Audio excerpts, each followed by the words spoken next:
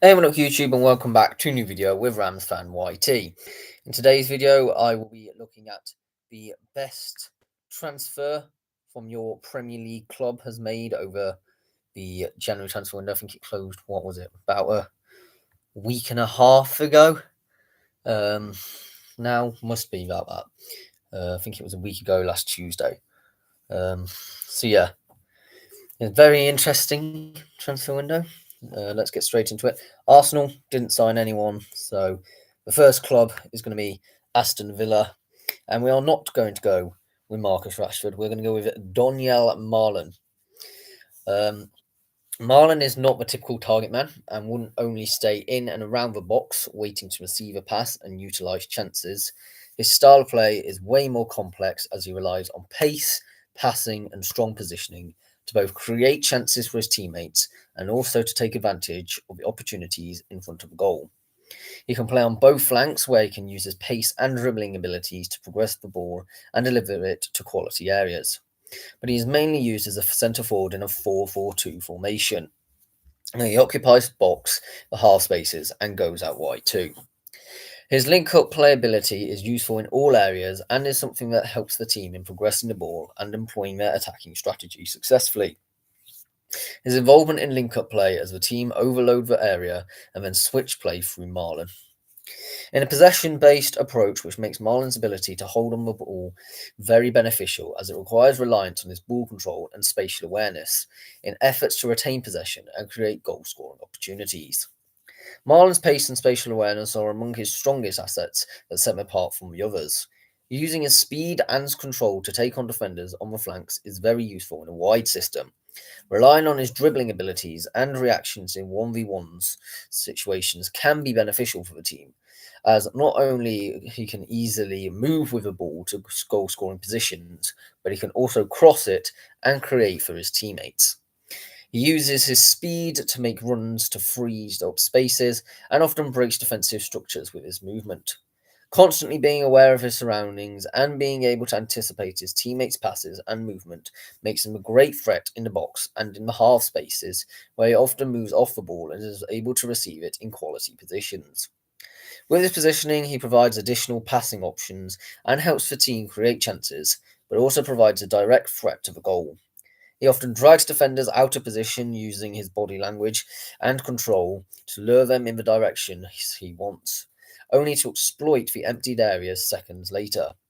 This adds to his positional awareness, since he not only exploits the gaps but also can create them by engaging the opposite players.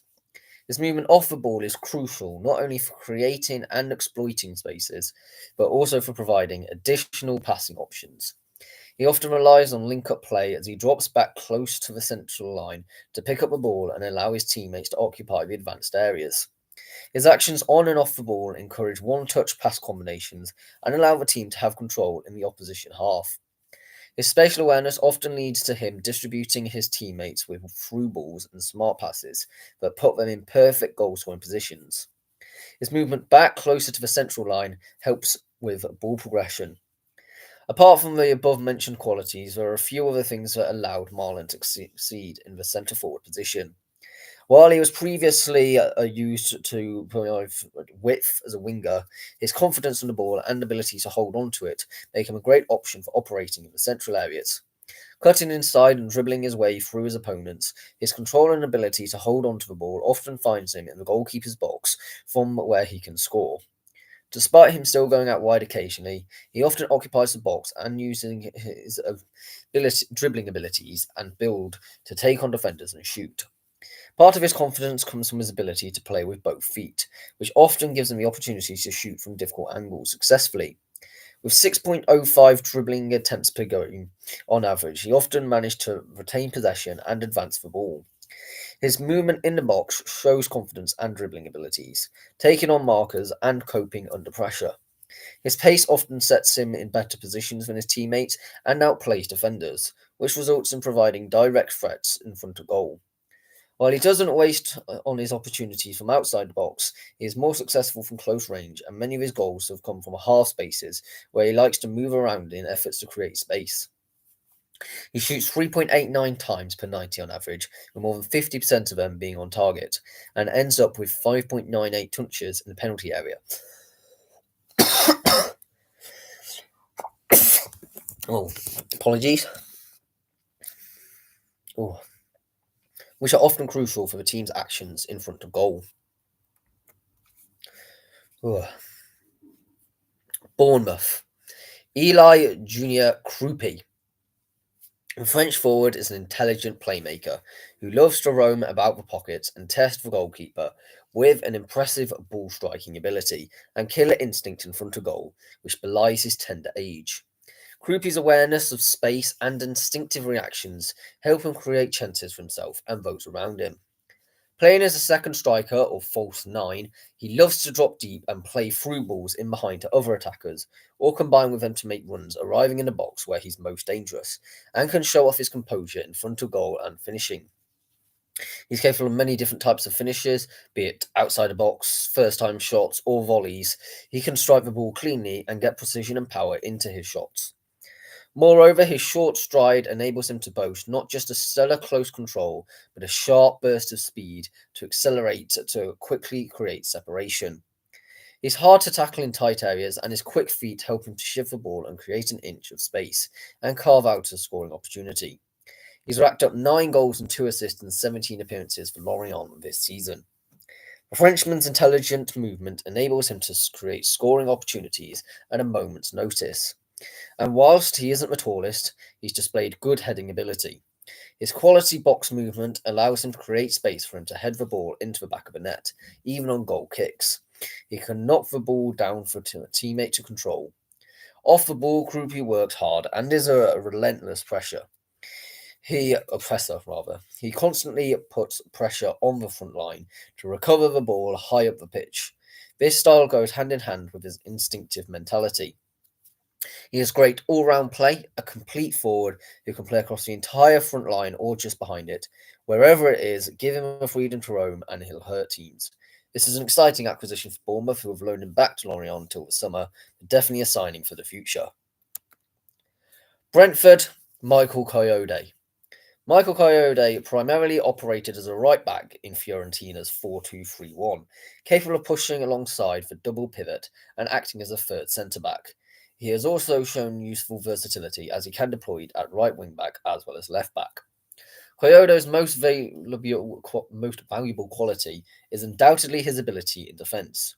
Blessed with immense athleticism and physicality, he shows great intelligence in stepping out of his position to intercept or counter-press opposition players.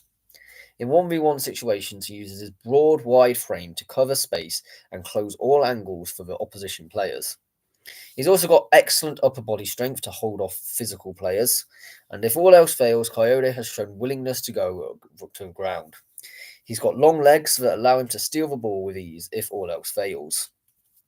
Most of the time, Coyote's positioning is intelligent, but when he makes the odd mistake, he makes up with it with his top recovery pace and athleticism, giving him an extra tool up his sleeve to stop counters. In possession, Coyote is a tidy passer. He displays maturity and calmness with every pass, applying the perfect weight to them.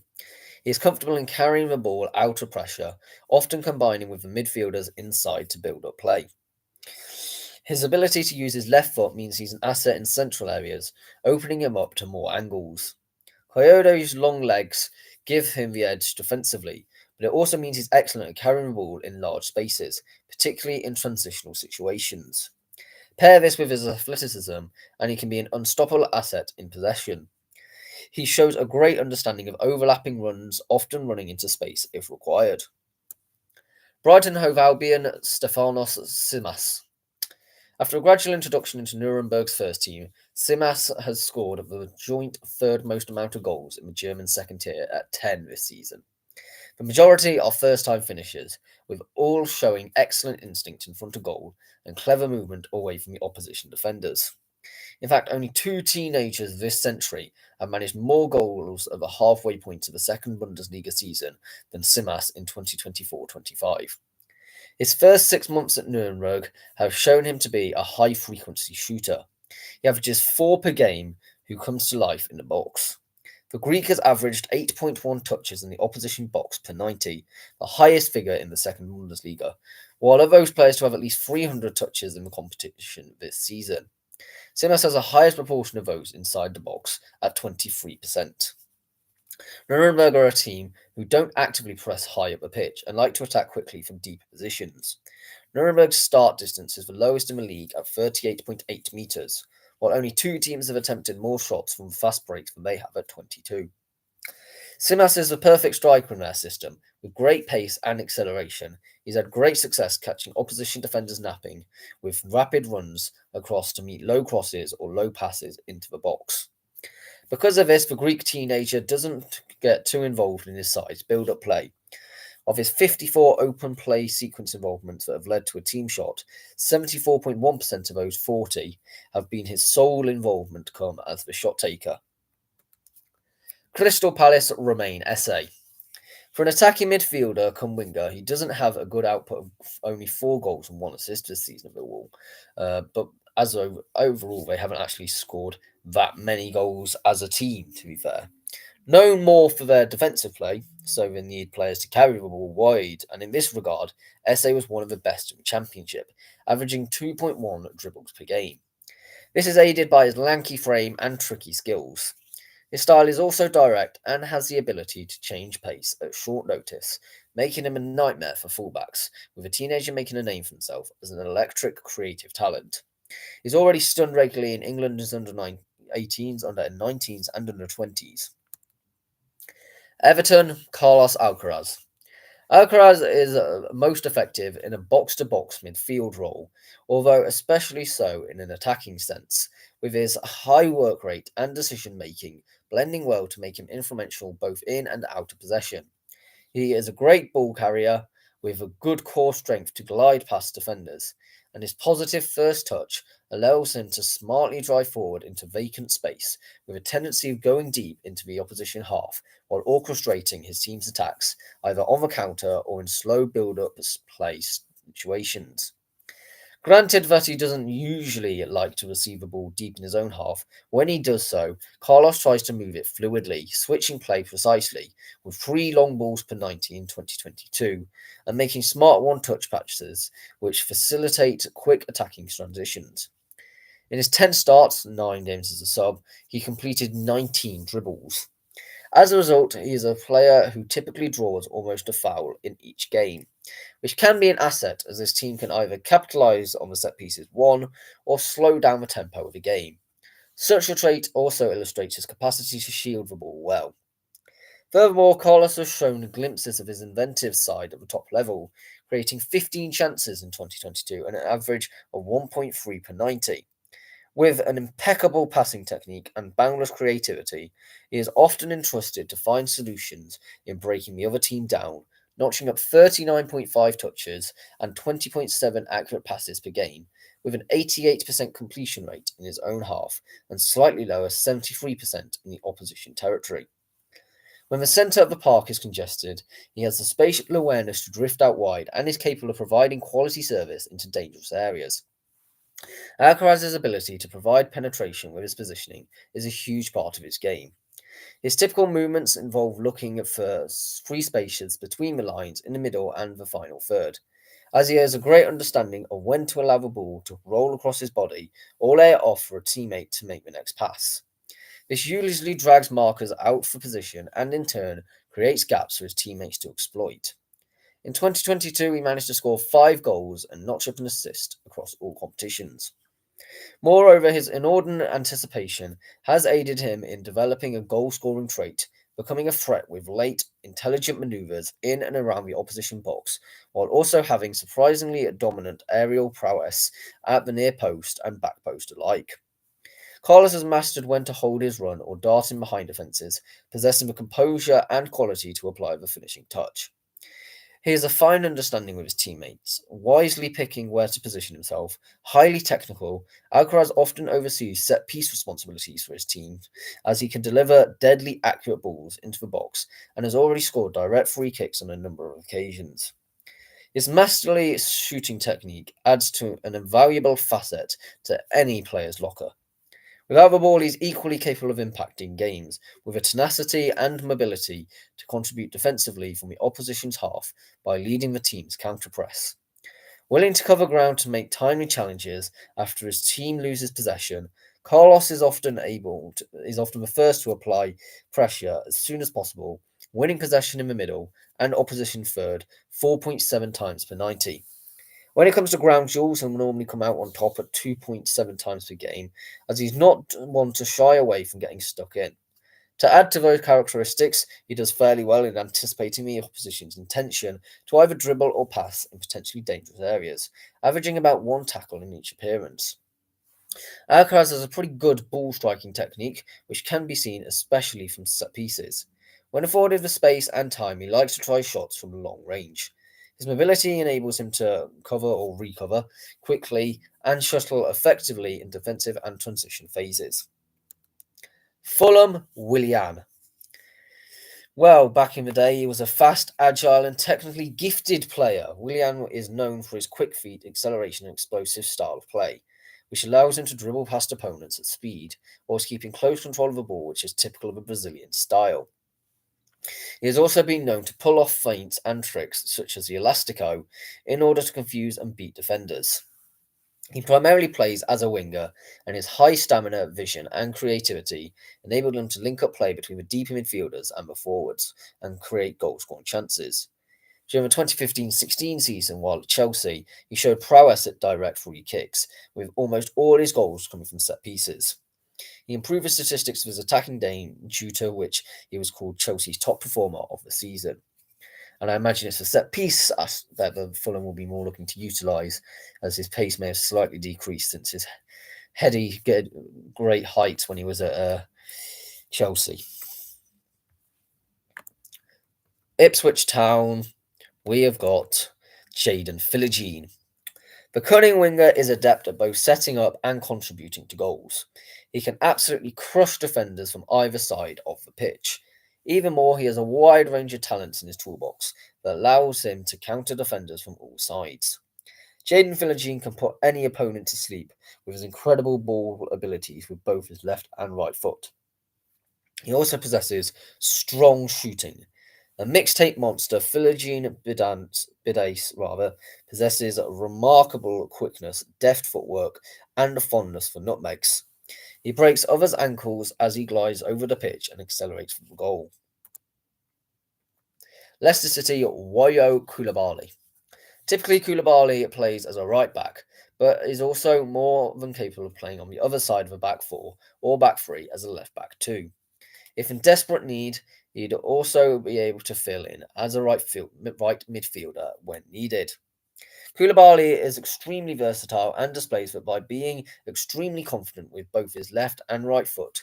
This helps to open up various angles when it comes to finding teammates, and this suits Van Nistelrooy's style of play.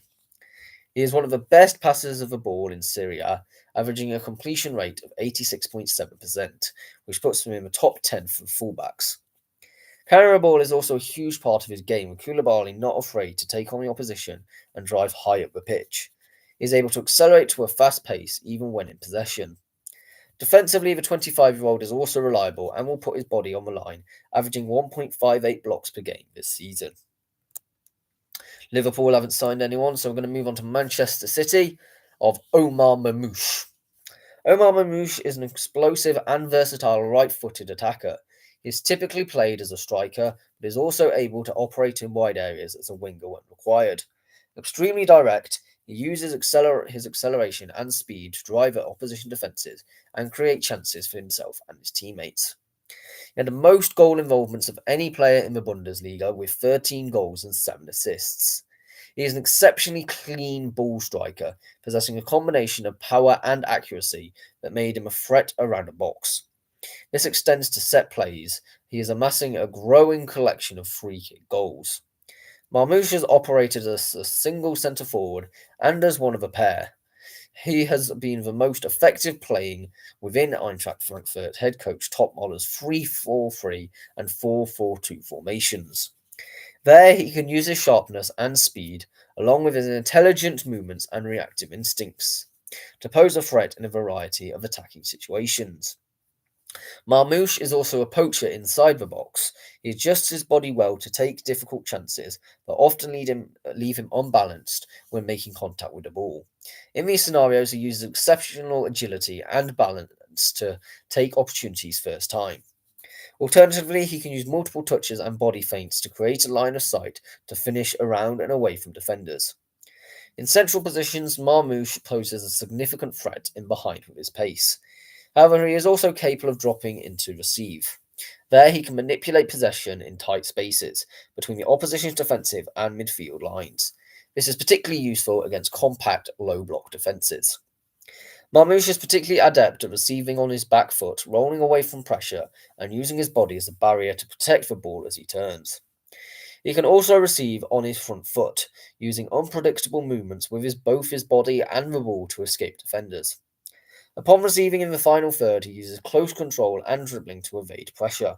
He will frequently drop a shoulder to disguise his intentions and unbalance defenders, opening opportunities to dribble or slide passes through to teammates.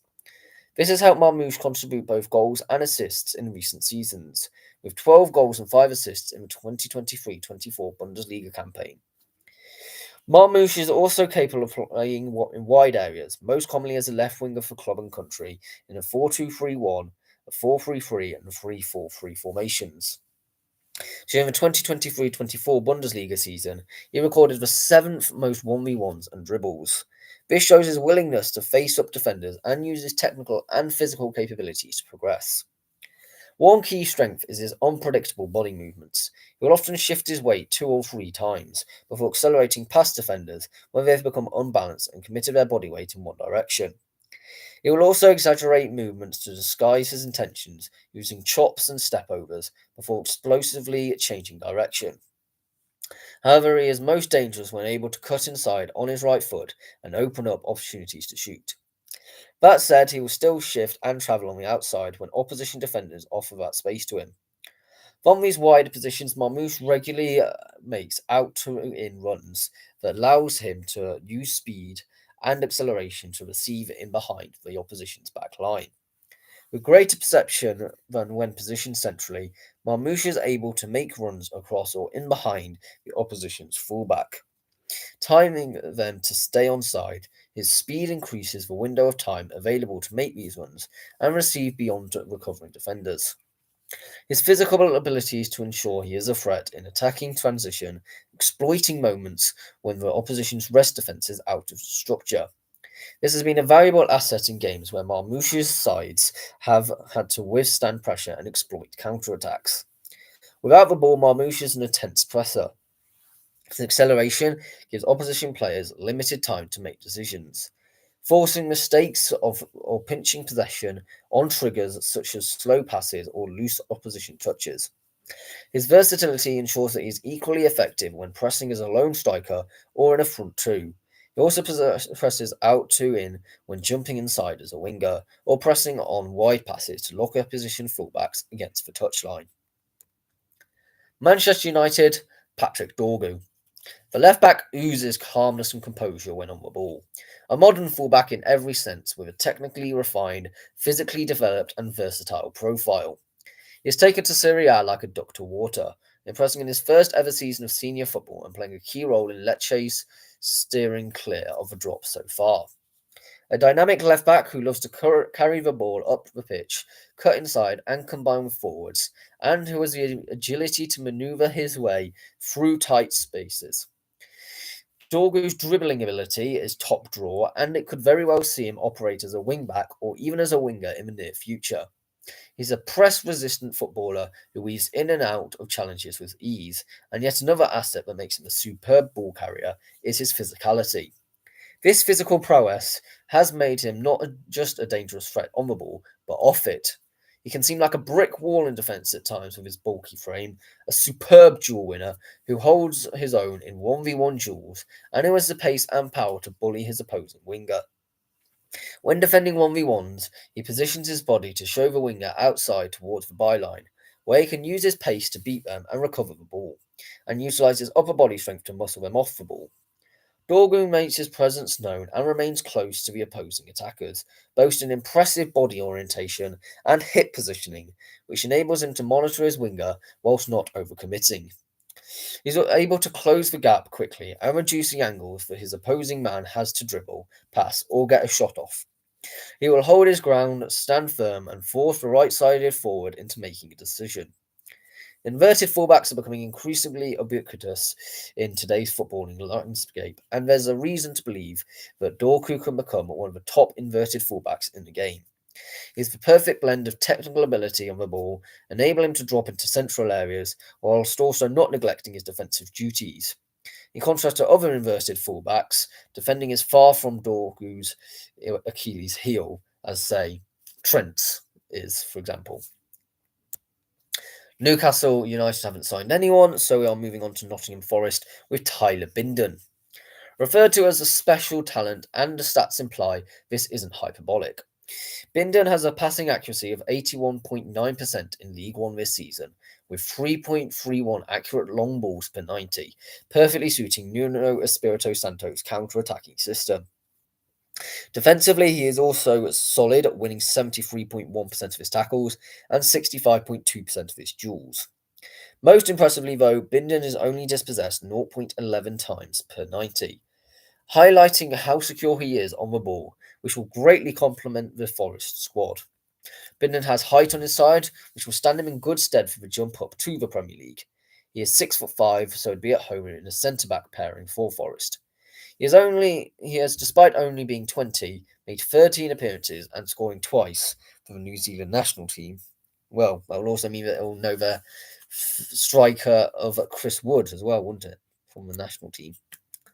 Southampton, Joachim Kaye Sander. Joachim Kaye Sander is primarily known for his composed and intelligent style of play as a central defender recognised for his strong defensive abilities, leadership qualities, and impressive composure on the ball. Often displaying maturity beyond his age, particularly with France's national youth sides, where he captained the under-17s to the under-17 Euros final and the 2023 under-17 World Cup quarter-finals, keeping a clean sheet in every game. Tottenham Hotspur, Antonin Kinski. Having been described by some as an all-rounder, Kinski's range of distribution has been evident. In Slavia's European campaign, he boasted an impressive 83.9% pass success rate. He's probably, before coming to Spurs, the best goalkeeper outside the Europeans' top 5 leagues. There are no real weaknesses to his game, and he's young, a top shot stopper, commands his box, a great hand-to-eye coordination, able to play out calmly with both feet, and for Slavia he's made 29 appearances this season, and 14 of those games the Czech international has kept a clean sheet. West Ham United, Evan Ferguson. We can immediately see that he ranks very highly in terms of shot per 90, accurate passes, and defensive duels won. Based on this information, we can assume that the young forward is reliable in possession and his passes generally find their target. His willingness to participate in duels indicates that he is tenacious and has a great desire to work for his team. Standing at 188 centimetres tall, Ferguson's physical profile is impressive for such a young player. He is often able to hold the ball up and win duels with opponents as he possesses great physical strengths. He uses his physical strength to block defenders, and he frequently demonstrates that despite his young age, he is more than capable of coping with the physical demands of the Premier League. The centre forward also consistently shows that his physicality is linked to his footballing intelligence. Ferguson doesn't simply go shoving opponents around, he is smart with it. He's incredibly agile and able to adjust his body orientation very quickly and effectively, which means defenders really struggle to cope with him in the penalty area. His slick movements mean that the opponent has got to time their tackles to perfection, or risk giving away a penalty. If we move on to assess the talented centre forward's technical abilities, the first thing that becomes apparent when watching him play at Brighton is they do not look to utilise Ferguson as someone who's going to consistently carry the ball forwards. The only real occasion you will see Ferguson travel with the ball at his feet is when looking to counter-attack. Due to his height, he goes back to provide the additional defensive numbers at set pieces, with the youngster averaging 1.85 dribbles per 90 and is successful in one-third of them. So we can see that this is not really an element of his game that is used very often. However, he does display a good turn of pace while accelerating over short distances. This enables him to carry the ball forward into a 1v1 against the goalkeeper.